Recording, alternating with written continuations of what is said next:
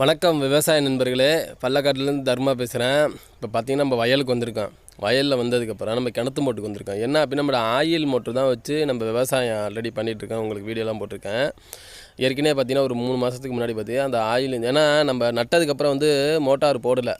அதனால் நம்ம ஆயில் ஊற்றின ஆயில் உள்ளே கிரிப்பாயிரும். அதனால் அப்போதைக்கு சுற்றி விட்டால் தான் அந்த மோட்ரு ரிப்பேர் ஆகாமல் இருக்கேன். ஆல்ரெடி நம்ம ஏற்கனவே சுற்றி விட்டு போட்டேன்.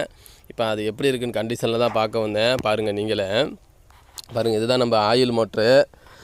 எப்படி இருக்குது கண்டிஷனில் பார்த்தா இப்போ நம்ம ஓரளவு இருட்டிருச்சு நம்ம சைடு. இப்போ அதனால் காலையில் இதை சாவி எடுத்து லைட்டாக ஆயில் ஊற்றி மோட்ரு போட்டு ரீசெக் பண்ணேன் ஒர்க் ஆகுதான்ட்டு.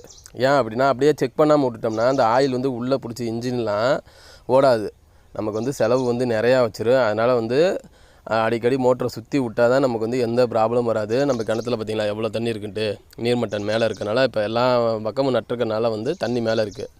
ஆனால் மார்ச் ஏப்ரல்லாம் பார்த்திங்கன்னா தண்ணி குறைஞ்சிரும். ஏன்னா எல்லாம் அறுத்துருவாங்களா அறுவடை. அதனால் நம்ம நாளைக்கு என்ன பண்ண போகிறோம்னா, முதல் வேலை நாளைக்கு இந்த மோட்டரை சுற்றி பார்த்து எப்படி ஓடுது அப்படின்ட்டு செக் பண்ணிவிட்டு நம்ம அதுக்கப்புறம் மூடி வச்சுட்டு போயிடுவோம்.